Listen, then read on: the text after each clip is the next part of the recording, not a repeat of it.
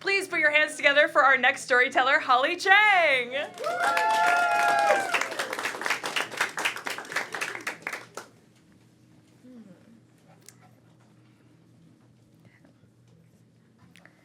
The vision quest started as a simple walk in the forest, the final mission of our 7-day retreat in Bulgaria, an Eastern European country with the most pristine nature.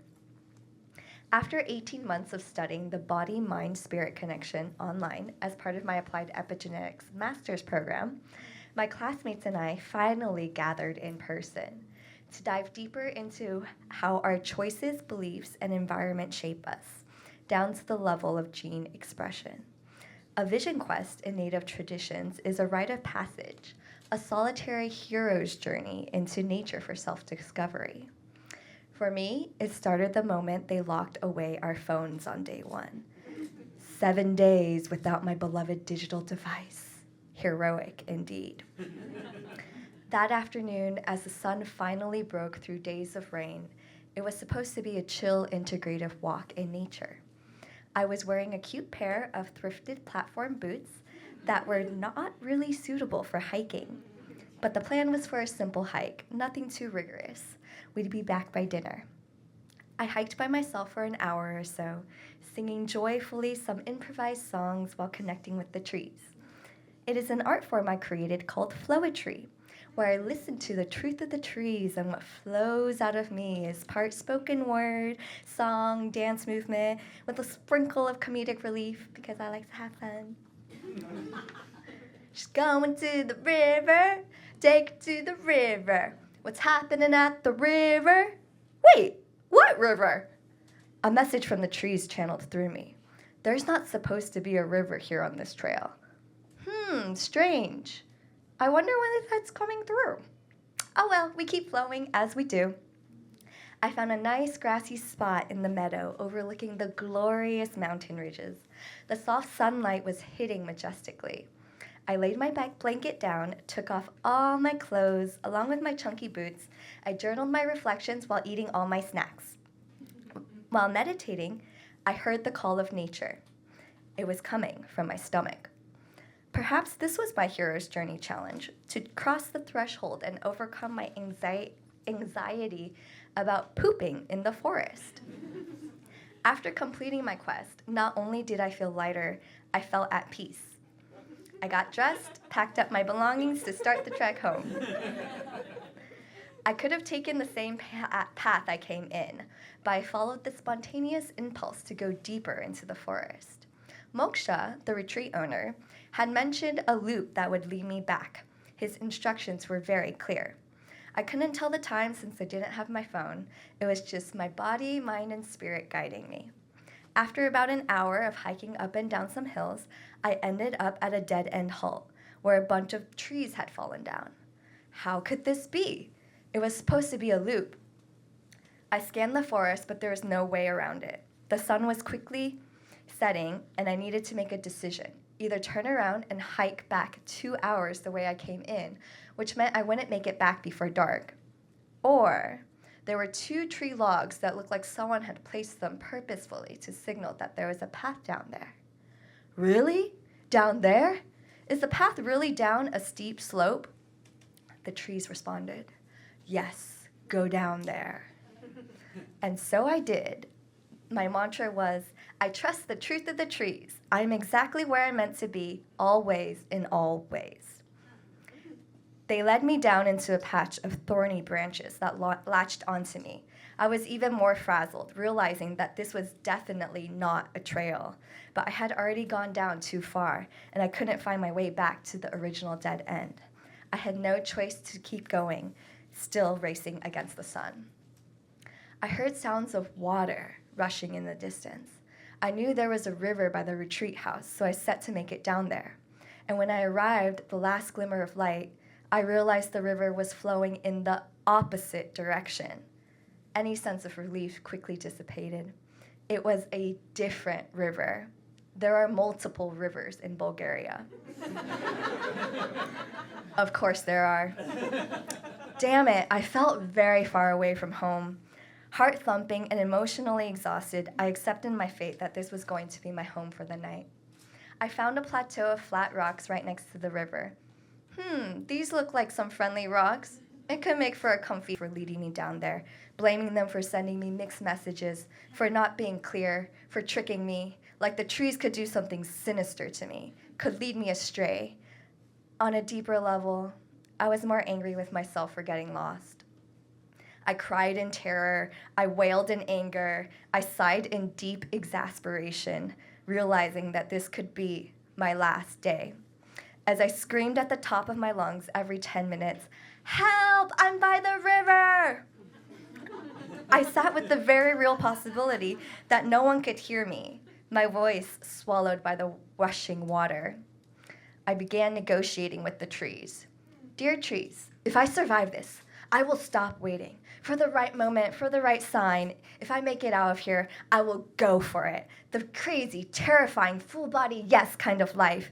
I will move back to LA, heal with my family, even when it's uncomfortable. I will stay in one place. I will be in a real committed relationship. No running, just staying." Oh God, that might be scarier than this forest. If I make it out of here alive, I won't just survive. I will live, like really fully live. All right, trees, are you listening? If I make it out of here, I'll never forget who I am. At a certain point, I started having fantasies about getting saved by a dashing man, how he would find me there, laying on a rock, and we would meet eyes and make love under the stars. I realized how I longed for a man to save me from myself. I lost all sense of time, but I stopped seeing the planes flying in the sky, so it must have been after midnight. And it was clear. I was going to need to be the one to save myself. I decided to lean into the practices that I use every day to regulate my nervous system and keep me centered.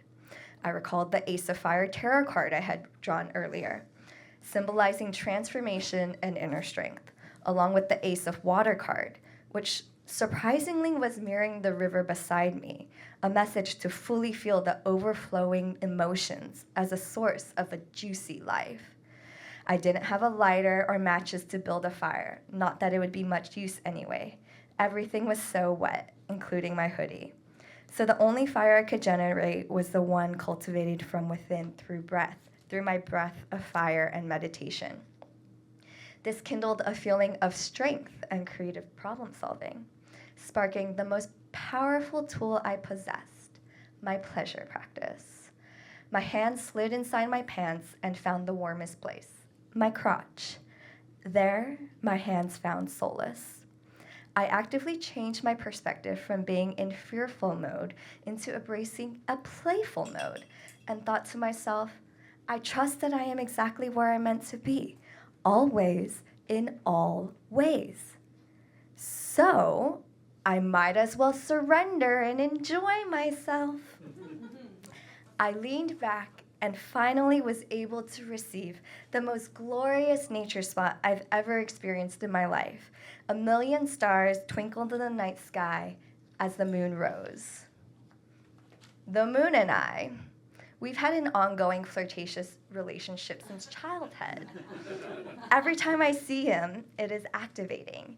He shines so bright, so reliable, and omnipresent. He peered over the tree line asking, "Hey, babe, you up?" And oh boy, was I up all right. I didn't need a dashing man to come save me. The moon rose to the occasion and became the best lover I could have ever asked for. I started pleasuring myself as a way to tap into the miracle that is my body. I used sex magic in my vision of being safe and warm and finding my way home. My sounds of pleasure grew louder and louder, collaborating with the gushing river beside me. For the first time in my life, I overcame the long-term shame of being too loud, of my pleasure potentially disturbing someone else. In this moment, the louder I was in my ecstasy and pleasure, the higher my chances of being saved, the more it literally allowed me to truly live. I basked in bliss, prolonging the experience, and as I reached my peak orgasmic state, I envisioned myself safe, warm, and at home. I could feel the imprint of my classmates hugging my body. The ability to self-soothe, to love and comfort my body through an orgasm is one of infinite appreciation. The shudders were ripples of possibility, that I would survive this night, and even more so, I would fully feel alive. The dichotomy of my capacity to feel in absolute terror, I could still access ecstatic bliss. And from there, I found peace. After I came back to Earth, I blinked my eyes open. The darkness had softened. I must have fallen asleep. Time had warped in the river vortex, minutes or hours, I couldn't tell. The golden sun was rising above the mountain ridge, and I could hear the bird calls of dawn. I heard some sort of machinery, maybe a car coming and going across the other side, and I knew there was civilization across the river, and crossing it was the only option. All right, Holly, you can do this. How do you want to live your life? Frozen and afraid, or walk across the river like a queen? I stuck one boot into the river and realized, nope. The current is way too strong. The river warned, this is not the way. I continued down the water bank and found a fallen tree I had seen the day before. The tree told me, walk around me. So I did, and eventually found a path that led me to a bridge which shone in the sunlight like a gift from Mother Nature. My feet pranced along the bridge with joy as I crossed the river. I am the light, I am the bridge, I am the light, I am the bridge. The bridge led me towards a path to the village, and I found a man walking his giant Rottweiler. I was so relieved to see another human, I started sobbing hysterically. As he couldn't speak English and I couldn't speak Bulgarian, I quickly fumbled through my backpack and pulled out a piece of paper they had given us before we ventured out. It read, "Please help me," in Bulgarian. He brought me to his house and let me use his phone to call Moksha. As we waited for him to arrive, we didn't speak much. I was safe now. I saw that I was never truly alone. The river held me, the trees were actually guiding me the whole time, and my own breath became my greatest companion. I came out of the forest with more than a story. I emerged with a knowing that we can be our own heroes, that true power lies in embracing the full spectrum of emotion, pleasure, sadness, fear, anger, and allowing ourselves to feel it all. And that even in our wildest, most unplanned detours, we're exactly where we are meant to be, always in all ways. And in the silence of the early morning glow, there was a moment where our eyes met, and the old Bulgarian man said to me very slowly, "Welcome to the jungle." And we both laughed out loud.